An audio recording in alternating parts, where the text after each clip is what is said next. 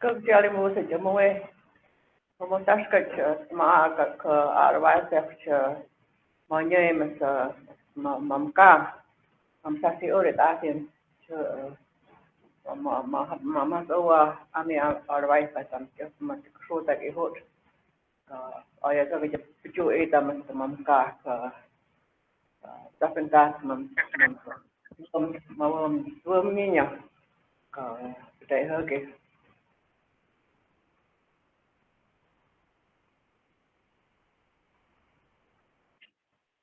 Buenos días, qué día tan lindo. Para mí es un placer para saludarles. De parte del Eric Cooper, el señor director ejecutivo y de todas las mesas directivas de la International Alianza del Desierto Sonorenses, conocido por ISTA, queremos agradecerle a cada uno de los representantes que hoy nos acompañan en un proyecto muy importante, la preservación de Quitobaquito Springs. Es un lugar especial en nuestro desierto, un lugar muy histórico, un lugar sagrado de la cultura de los habitantes indígenas de la nación Tocono-Otom. Sagrado y en peligro. El peligro que el agua que contiene Quitobaquita se nos está secando. ISA se ha comprometido a apoyar y a salvar este oasis para las generaciones futuras. Muchas gracias y bienvenidos.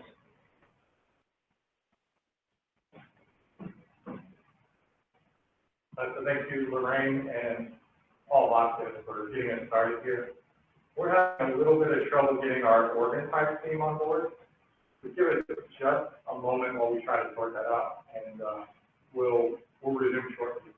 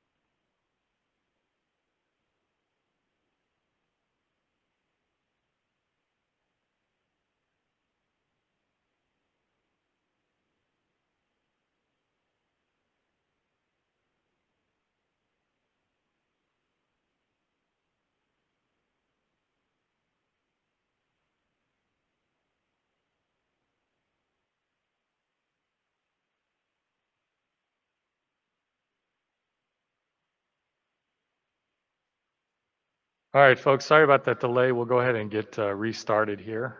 We just had a couple issues with some people calling in that were pretty critical to the presentation. So before we get started, I do want to kind of lay out some rules of the road before we kick off. This is a pretty narrow focus on what we're talking about today.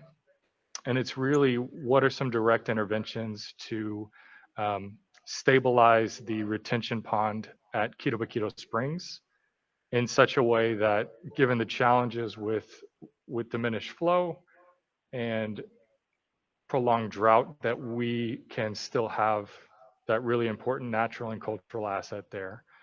And for a little bit of background, for those of you who aren't familiar with the International Sonoran Desert Alliance, we are a tri-national community development nonprofit that was really founded by stakeholders that were concerned about natural and cultural assets that were imperiled in the borderlands. And so working with our partners on the Tohono Nation in Mexico and the Arizona borderlands, we have worked for the last 28 years on projects like that. And this is one that definitely from the autumn membership and leadership of the International Sonoran Desert Alliance is at the top of the list of importance.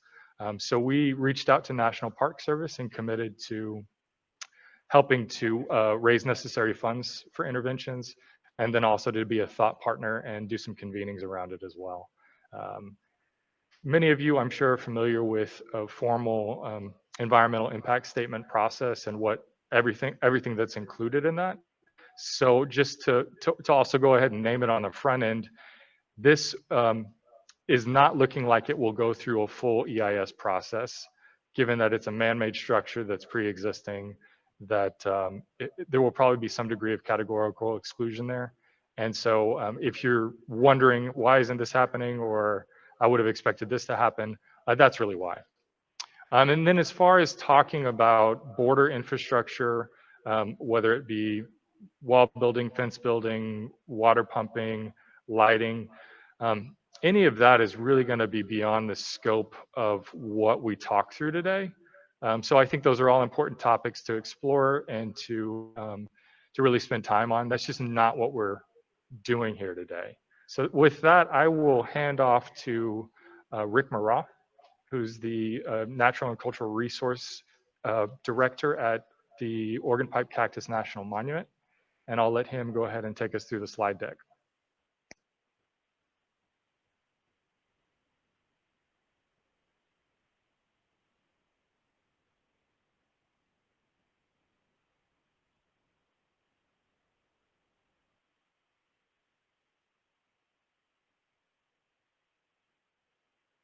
So it looks like we might have lost Rick again.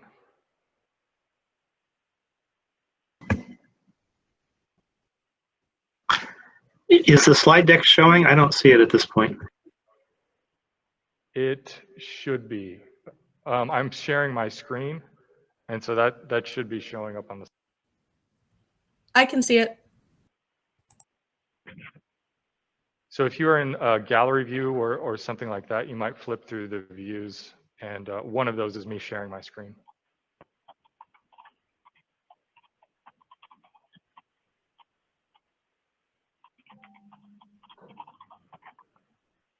Hey, Aaron, this is Scott.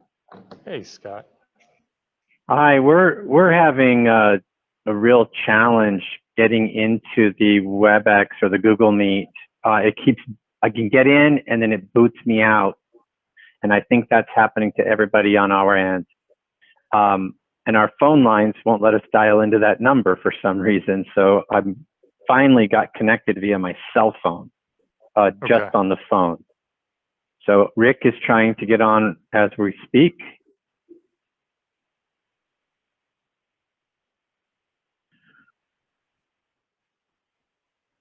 You know, the last meeting we had Park Service folks in the room with us, and this time they're joining from the monument, and we can't ever seem to get the technology right.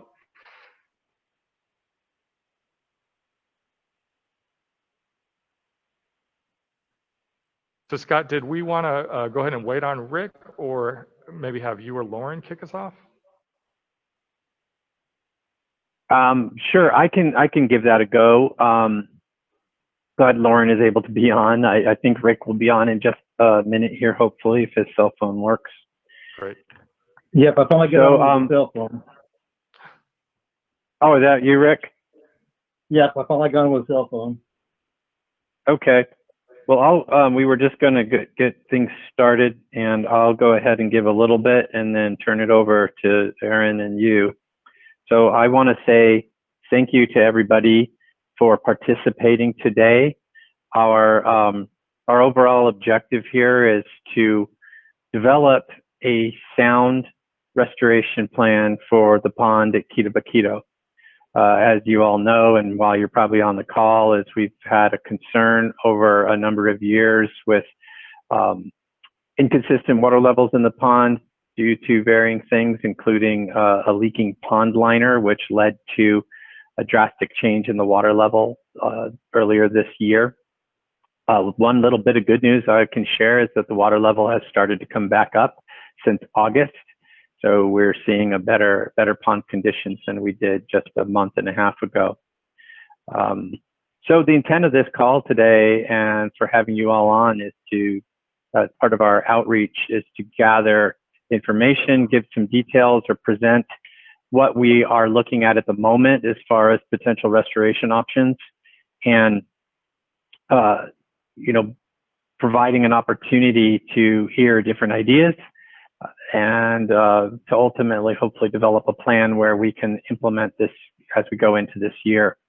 And I want to say a huge thank you to Isda and Aaron for helping to get this off the ground with our outreach, and for Isda's contribution and of a donation that they've acquired to help support this project, which is going to really help us kind of kickstart the effort.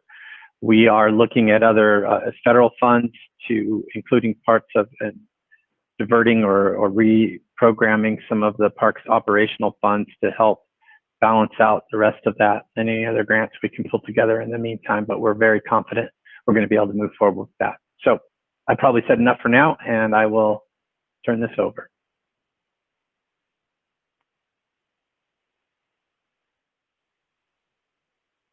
Excellent. Thanks so much, Scott. And Rick, I kind of already did the brief intro. So if you want to go ahead and run through the slide deck, and if you just want to tell me when to switch, I'll switch the slide for you.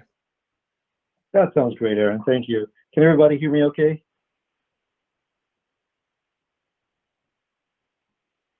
Sounds good on my end.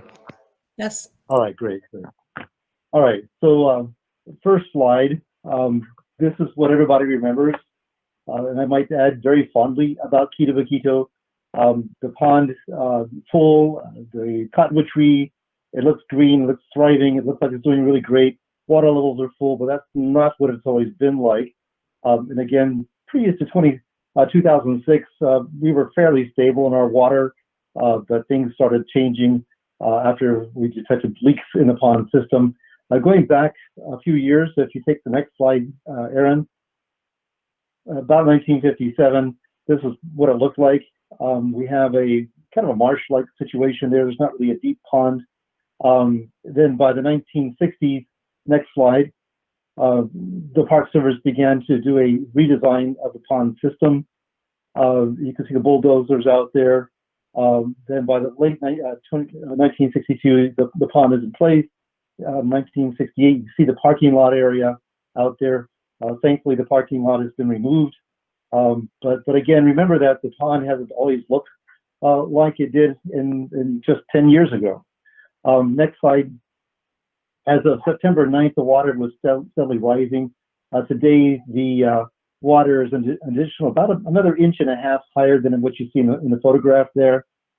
We did not get any rain per se out there. Looking at our last rain data, we got less than 1 inch of rain for the year. And we should be about 6.6 inches of rainfall annually in that area. And so what you're seeing there is basically spring flow that is feeding that pond there. And as Scott noted, we didn't get much of a monsoon flow today this year, and it's been really bad. Next slide. And so what we're looking at is a redo of the pond itself. You can see the label there says pond. That whole heart-shaped looking structure is the pond. It's not likely we're going to be able to go to that size anymore because, again, when we were working with natural channel design, it was a minimum of 9 gallons per minute that would fill that up. And we knew that going into the project last year that we weren't getting that much. And so we're going to have to adjust to probably a smaller pond simply because in order to fill it up, we're going to have 9 gallons or more per minute. You can see the configuration of the system at the upper right of the photograph. You got the spring. There's actually 2 springs that are coming into the system there that we've tapped into. Then you got the blue. The first blue dot is going to be the flume system, and then it starts dropping down into the channel. Those little blue marks throughout the channel are little ponds, little white spots, and then it jumps down into the main pond itself. You've got the dam to the west and the south, in the southeast. In that southeast corner is where we detected leaks that were occurring again starting in January. We were really hopeful going into January, hoping that we had gotten some rain and it looked like the pond was full. And then by about the first week of January, we started seeing the water levels dropping. By about March, we began to see some settling cracks forming along the dam on the southeast corner, which is a good indication where the water was flowing through and out of the dam. We did put a pond liner up to hopefully slow some of that water from moving through the system. And we also created at the north end of the pond a little sub pond, a smaller area where if the situation got so bad that we needed to move fish and turtles, we could move them up there as opposed to moving them out of the system. Thankfully, we never had to go that route. Again, working with natural channel design, go ahead and go to the next slide, Scott. Aaron should show concepts for restoration. We've been working with various players to try to get a good design for the pond. Most of this is going to be centering around a pond liner, like a geomembrane. I have to confess I'm not necessarily crazy about a geomembrane because it might involve UV and IR, and once it gets exposed, rodents chewing into it. There's a lot of questions that I would have for something like that, as opposed to going back to another clay liner. But this is why we have this call, is to see what other experiences might be out there, what folks might have experienced, what has worked well for others in a similar situation. So the first concept here is basically like a stepped system that would be ultimately about 7 feet deep. This would allow that if animals fall into the water or get into the water, or people, that you wouldn't have a bowl-shaped situation where the liner might get slick with algae and people and animals couldn't get out. So that's kind of the stepped idea there. The next slides, Aaron, we're going to go ahead and go through these next slides fairly quickly. So we have the dimension of the pond right now, A to A prime, B to B prime. That's what the current design of the pond looks like.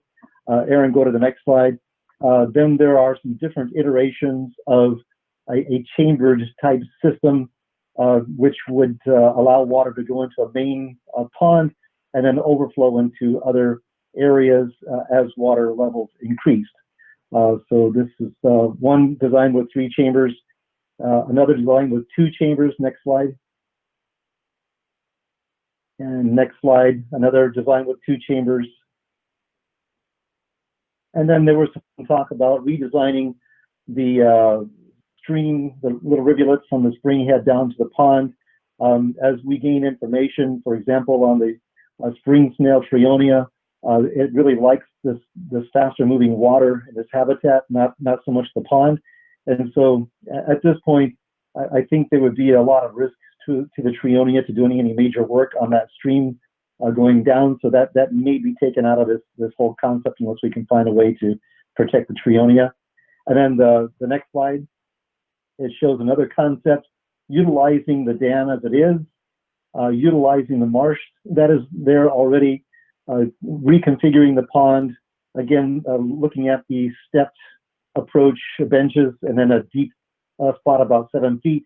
And this would allow for rainwater increases in the spring flow to fill up the system and to overflow into the marsh. And then if that overflows beyond that, it would overflow out the exit pipe that goes into the old agricultural field. The red line is the older dimension of the pond, the original dimension of the pond. And again, this is not, the red line area is probably not something that we can go back into because of the lack of water in the system. And the blue would give us a smaller dimension with some wiggle room to have some overflow in case we get some rains or if the spring flow increases. And again, it's the recharge of the system that would be depending on how much increase in water would go through the spring system. And then, of course, the last slide, Aaron. What does this look like? I've left this blank. I didn't put any pictures there for a reason because you all are that picture. I know that there are a variety of number of folks on this call.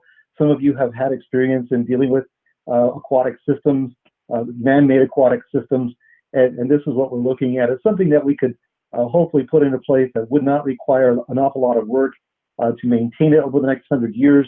Maybe a combination of things. For example, we could look at a geo membrane and then over top of that place clay. That's something we had talked about, and sediment. But I think this is what we're asking for you is your help for those who have ideas and thoughts, maybe some concerns that we could be mindful of and share. And again, this is not an end all. This discussion is not the end of this. So I think, Aaron, do you still have your email available?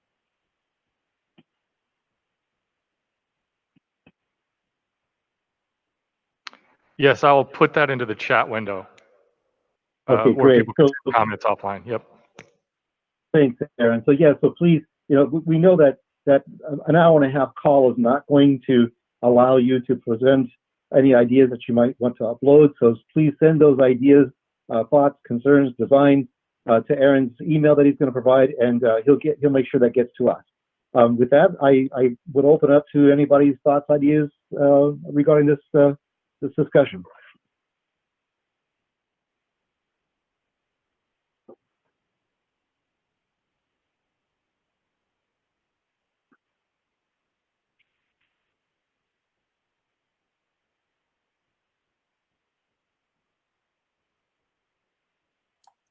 I have one concern. This is Dennis Caldwell. In the design, I think there needs to be a lot of thought put into how to maintain some habitat during the construction project. I kind of like the two-tiered designs where you have those side overflow areas, because they could potentially be set up to support the fish and turtles during the construction. And so the water could be diverted to the side tier instead of the central tier until that central tier is done. Does that make sense? And then once it's set up, you can be moving the fish back into the new finished part. Yeah, Dennis, thank you. Yes, and I think any of the design concepts could accommodate that kind of thing, and this is definitely something that we're thinking of. So, for example, on the last image where it shows the green marshy areas, one of those areas could easily be, it's mostly the sedge that's in there right now, and it would likely not survive very well anyway because once you start with water, it's not going to do very well. But that one of those areas could easily be increased in size a little bit in depth to accommodate fish and turtles while we're doing the construction, and then make it more of a sealed area where water could overflow eventually. But yeah, absolutely, any of those chambered designs could accommodate that. We also have a channel up at the north end, and of course the temporary pond that we created could still stay in place. That would accommodate fish and turtles during the construction project, a phase of it. Hi, this is Adrienne Rink, and I have a couple questions. What is the current depth of the pond? The current depth is about 2.5 to 3 feet, and that would be on the southeast corner of the pond. And why would we be digging out what is a warm, shallow pond, which I assume is what the pupfish and mud turtles like, into a deeper, cooler kind of a lake? That's a really good question, Adrian. First of all, back in the 1960s, when the pond was revamped, it was actually about 7 feet deep, and so we've infilled a lot of that with sediment from the surrounding lands during heavy rain events, and just material degrading and decomposing within the pond. The idea would be that because we would have to have 9 gallons per minute of flow to maintain the system, we're down around 8.2, 8.4 gallons consistent. Of course, a couple of last week and a half ago we measured it was 8.96, which is good news. But it's the tiered approach allows the pond to respond to different rain events to the point of either overflowing or just getting full, and the fish and the turtles would be all right on the shallower benches. And this is Scott. Now, I'm sorry, I forgot to introduce myself earlier. I'm the superintendent at Oregon Pipe. Prior to coming here, I've spent most of my career as a resource management specialist throughout the United States in different park units. I would add to what Rick is saying to the pond depth is what we're trying to shoot for here is not only restoration, but a more sustainable design that over time can be adaptable to the changing conditions we're seeing with climate change, with decreased or intensified rainfall in some cases, with severe storms, and seeming to be ever increasing temperature and therefore evaporation potential. So if we continue to see a decreased spring flow, we are wanting to have a sustainable pond design that will be adaptive to that, but that at the same time could have periods where we do have an increased rainfall event that might temporarily add water to the pond. Okay, I have another question. Has there been any thought about, in terms of restoration, of letting the pond return to a more natural state from before, when it was, dredged? It used to be about 2 feet deep because it was a shallow marsh. And then, of course, Dorsey excavated it in 1861, and he didn't make it that deep. And then, the park surface in 61 really made it pretty deep, and that in fact impacted the minnows and the pupfish, and the turtles. So my question is really, are we restoring to an artificial state, or are we looking at restoring it to its natural state as a marsh? Well, and that, again, that's really good points, Adrian. We're not really looking at going to a natural state because, again, the spring flow, if you go back into the 50s, spring flow was probably sustained over 30 gallons a minute. And so something like that could easily be sustainable in a shallower system. With 8 gallons per minute and sediment or infiltration, the system would likely dry out during various times of the year, like during the hot summer months. And so going back to a marshy type situation probably is not going to be viable for the species that depend on that water as a secure, sustainable amount of water in the system. So that probably would not work out unless, of course, maybe we had like a shallow clay liner of some sort. Something would have to be in place to allow water to stay even during the hottest and driest times of the year.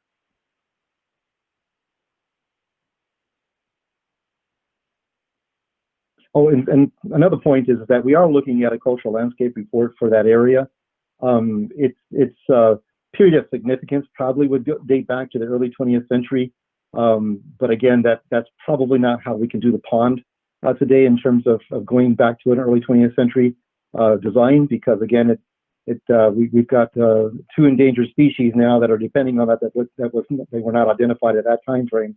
So we do have them now, and then another candidate species, which is the snail. So we've got to have a concern for those species that need that water. And again, these species don't do very well outside of the Quitobaquito area. We've got a few spots along the Rio Sonoita that they're still living in some cases, but they're not doing that well, and they could dry out depending on what happens within Mexico. And that's the other concern, is that right now, Quitobaquito looks like it's one of the most stable habitats for these species. One of the other problems with the shallow marsh is that it eventually completely fills in with the sedge and there's no more open water. It requires a lot of maintenance. Currently has involved a lot of maintenance of Park Service having to cut back the sedge in order to keep some of that water open. Marsh by nature just wants to eventually completely fill in with vegetation, and then it eventually turns into a meadow instead of a cienega.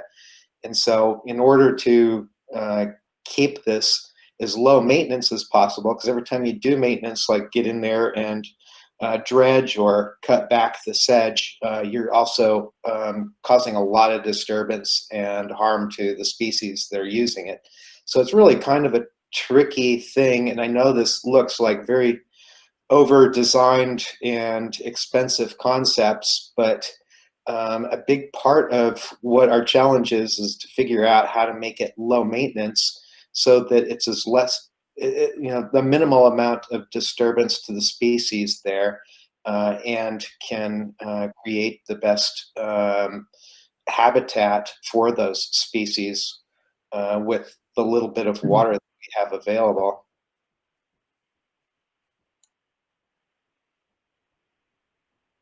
Yeah, thank you. Those are excellent points for sure.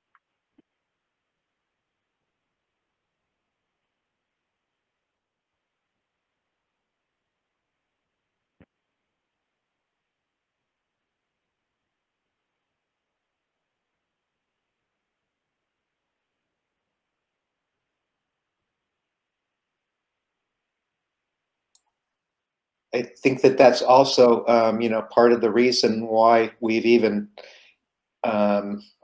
thrown into the designs the rubber liner or membrane concept, because it is going to give us the absolute best seal. Nobody really wants to be putting rubber into this thing. I deal with a lot of these ponds, and once the liner's in place and hidden underneath the soil that's added back in and the rocks, it does disappear. And it gives you the very best seal that you can possibly get.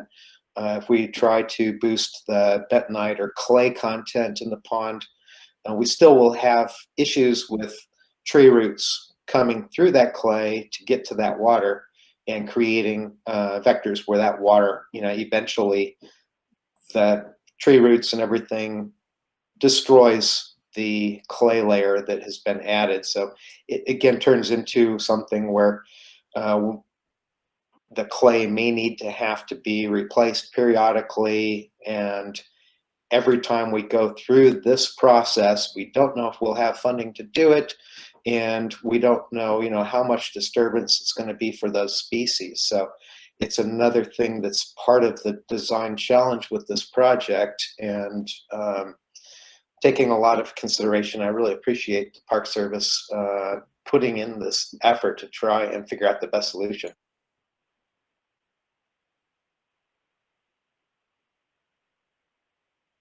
Absolutely. That's why we welcome anybody and everybody's thoughts here.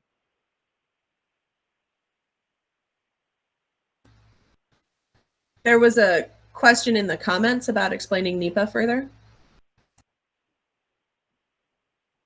Oh, for us to explain the NEPA process, or?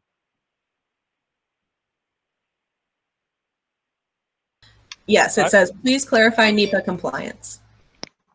Okay, actually there's two levels of compliance that we're engaged in. One is the NEPA process, which we're looking at a maintenance type situation, which allows us to go through the categorical exclusion.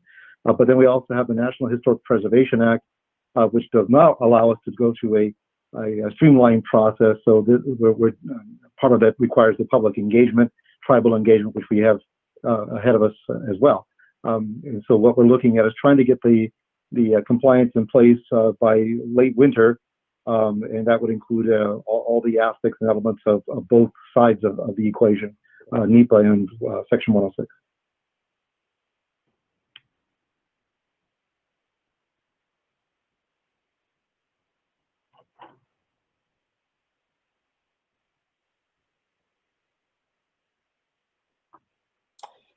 Has there been any more talk about putting in a well to help support the low water that's coming out of the spring? No, not at all. You know, and again, if one were to place a well, one would have to be very careful where they place it. It's the same idea of some of the concerns that have been expressed as of late through the construction process. So, of course, it wouldn't be near the volume of water, but at this point, we're not considering putting a well in.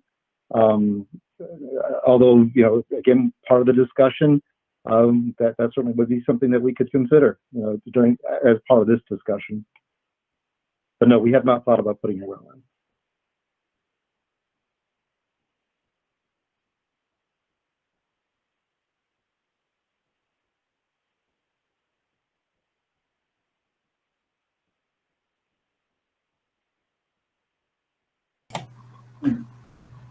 So I really like the rubber liner, but I was wondering what's the average lifespan for the liner if it's installed under ideal conditions, and if a hole does develop, are there ways to easily and effectively patch them?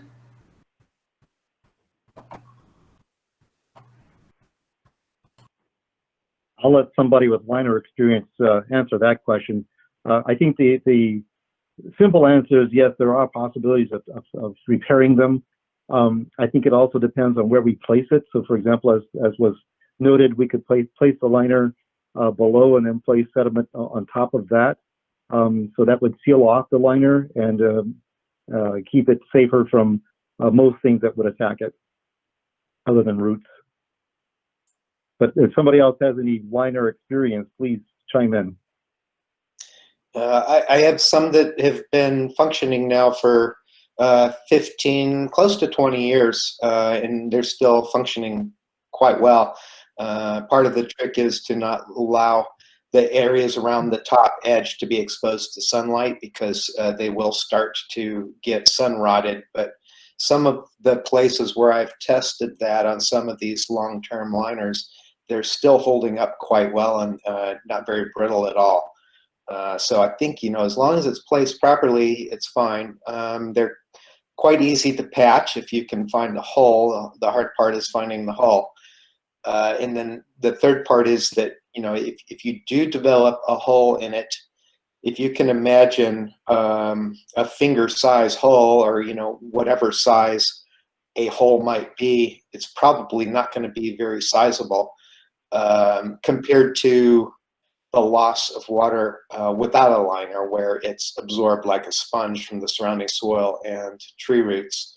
So it's still, you know, even in in a situation where the liner has developed over time cracks or tears, it's still creating water permeable or a water impermeable barrier that takes up majority of the shoreline and the bottom of the pond and gives you pretty good protection.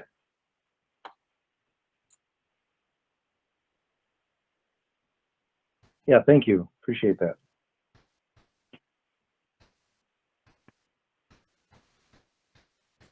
There's also a construction technique where bentonite or concrete is sprayed over top of the liner. So you have a rubber liner underneath giving you your watertight seal, and then you have concrete over top of that rubber liner giving you protection from javelina hoofs and workers that have to get in there periodically to cut out the cattails or the tule. It just gives you an added level of protection, but it's also a much larger cost.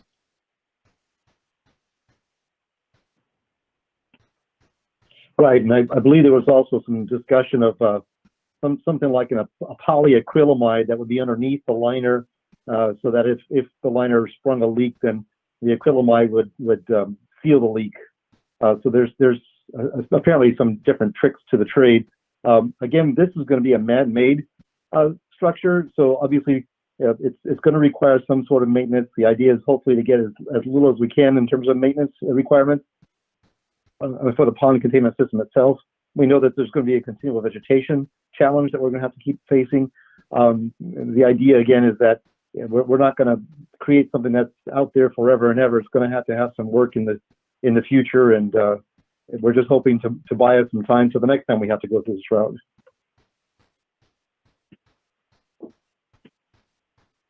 Do we know about when the Quitobaquito pupfish became distinct from the Rio Sonoita pupfish?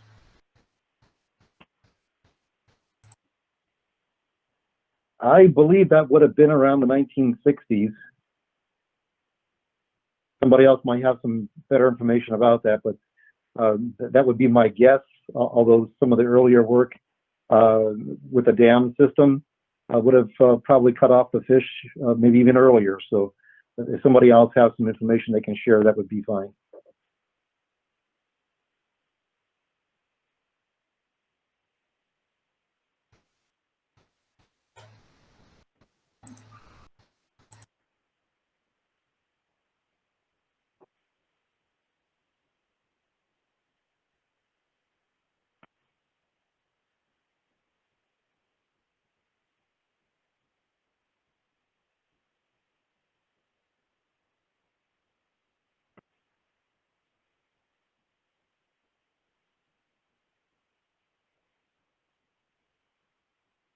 Rick, we've got another question coming in from the chat window from Roger McManus. It says, let's assume the mega drought continues as projected. Well or other augmentation itemized in planning process, ? Alternatives for listed species if necessary in the planning, ?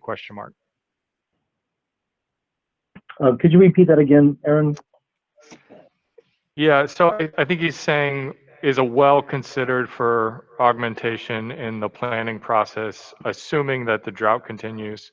And additionally, are alternatives for listed species if necessary in the planning, again, assuming the mega drought continues? Yes, I mean, we do have different refugium that we have fish spread out, and we're looking at a potential for turtles and trionia as well. So as far as alternative locations, I think we've got that in pretty good shape. We're always looking perhaps for other alternatives that might be out there. Just more redundancy is always good. As far as the well, if I understand the question correctly, to augment, first of all, this year has been unusual. We just didn't get much of a monsoonal flow. It seems like for the most part in the park, we still get consistent rains. This year again has been a little bit different down there, but hopefully next year will look better. Again, this last winter was looking pretty good for the rains that we got in December, in January. So that was doing what it should be doing. I think our rain gauges are showing that park wide we are still about the same where we should be. Again, this was for the most part in rainfall. So we're in a La Nina year, and so we're going to be seeing these drier conditions persisting. So maybe next year we'll have El Nino come in and we'll get more rainfall.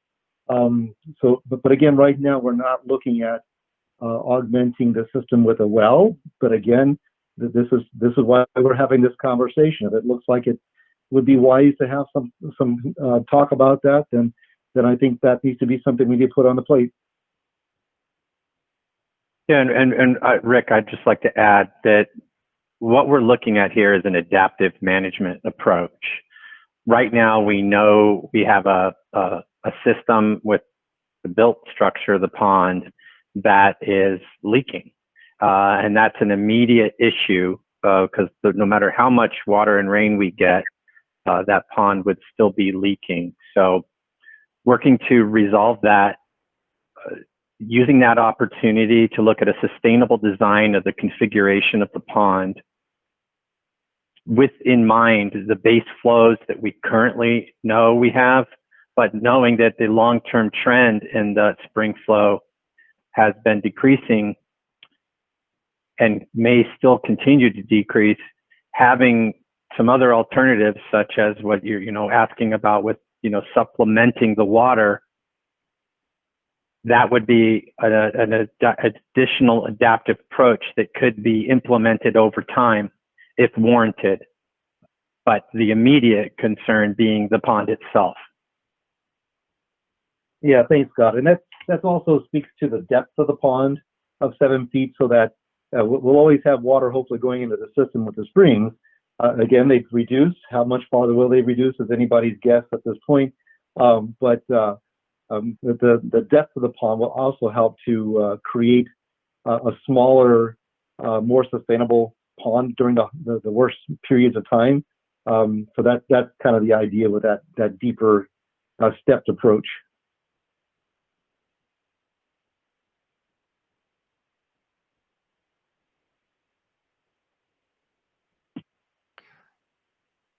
I just wanted to point folks to the chat window as well. If you wanted some answers about the separation between Quitobaquito and Rio Sonoran pupfish. Doug Duncan mentioned that genetics show that pupfish in Quitobaquito and pupfish in the Rio Sonoran separated 10,000 YBP. Okay, that's a long time ago.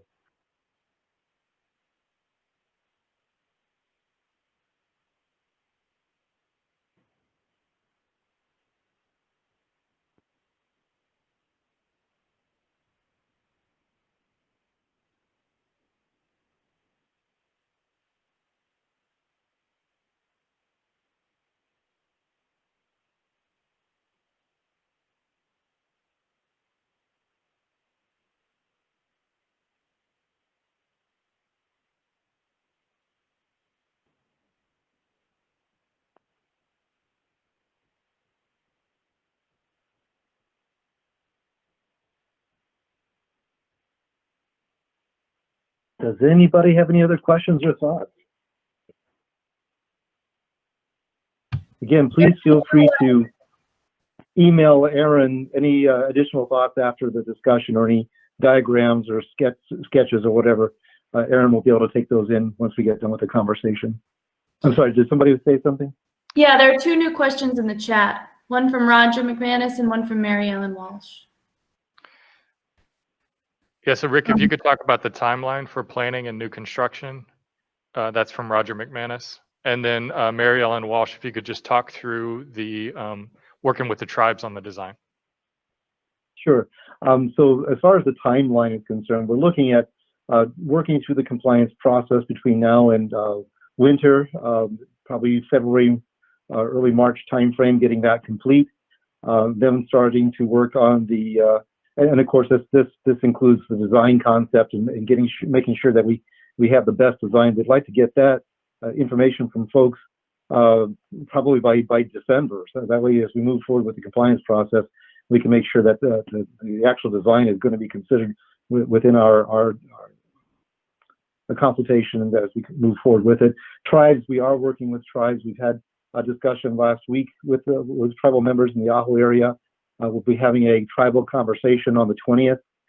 This will be a similar kind of venue that we're doing right here, but it'll only be open to tribal members.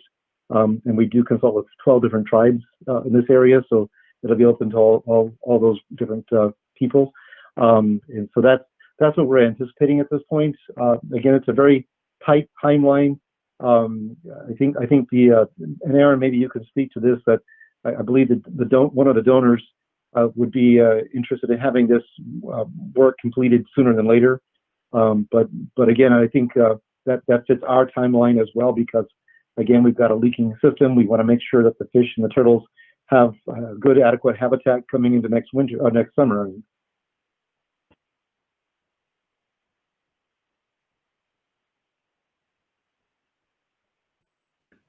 Yeah, I mean, I think speaking from ISDA's perspective, the timeline is really dictated by the urgency of the matter, and that's what's dictating it. Us wanting to see as soon as possible, essentially, this be addressed.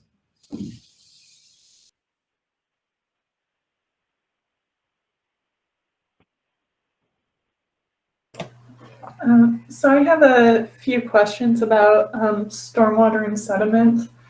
So, ideally we want any design to allow stormwater to flow in to help replenish the pond.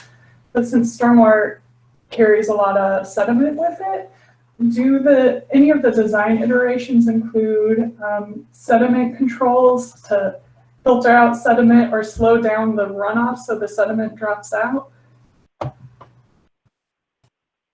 Yeah, so I think either of the design concepts, either the chambered concept or the one where you have the marsh system, would allow for that kind of sediment load to be dropped within the system. So you would have one of those drawings shows like a 3-chambered system. So the middle chamber would be the one that would be the cleanest water, would not necessarily receive a lot of that overflow with a heavy sediment load. So the outer 2 chambers could receive stormwater runoff, and they would trap sediment pretty effectively. The other design with the 2 marshes on the north side, that marsh would serve as a way to trap and unload sediment. Again, either of these options is going to require some sort of work eventually to possibly even remove some of the sediment. But yes, including stormwater would be an important piece to make sure that water gets into the system.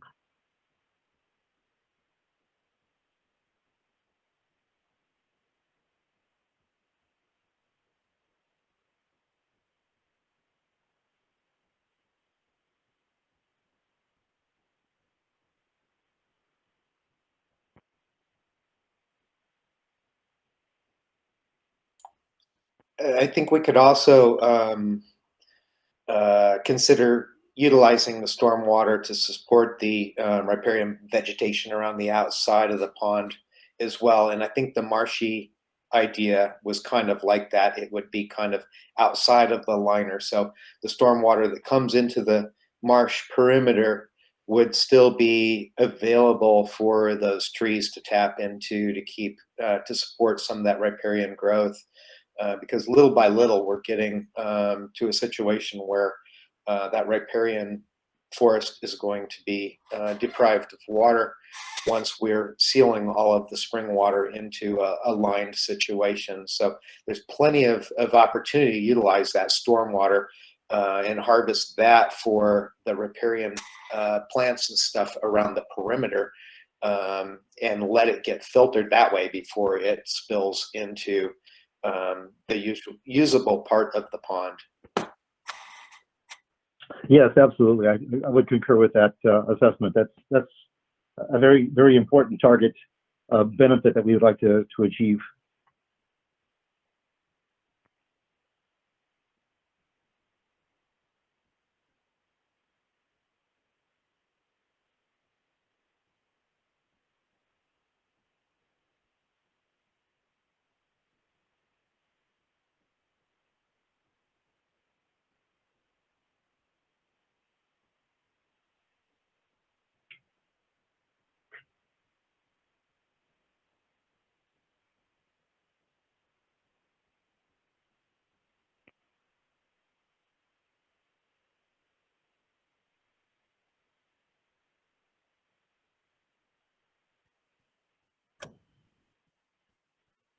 All right, folks, so I'm not seeing anything further coming through the chat window, and it sounds like we may have kind of run through the immediate questions. Obviously, there's a lot to think through and to digest here. So I will say I'll put the link to our website where we have posted Rick's slides, as well as we're posting recordings of each of the sessions, the public engagement sessions.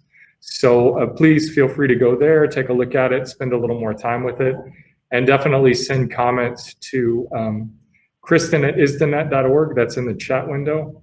Feel free to copy me as well. That's Aaron at isthenet.org, also in the chat window. So we can help compile those and pass them on to the Park Service folks. But Lorraine Eiler, who helped kick us off and introduce us, would also like to just provide some parting words for everyone. So I will hand off to her. First of all, I want to thank all of you for participating in this very important discussion in saving the Quitobaquito Pond. On behalf of the International Sonoran Desert Alliance and the Hesidotum, who look at Quitobaquito as a spiritual place, we certainly thank you. Any input and welcome any suggestions, ideas that you can provide to help us with this. And again, I thank you very much and have a good day.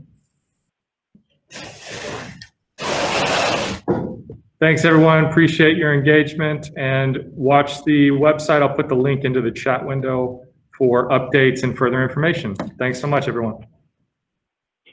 Thank you, Aaron. And again, thanks to everybody for their participation and for listening. And again, please don't hesitate to provide your input via email.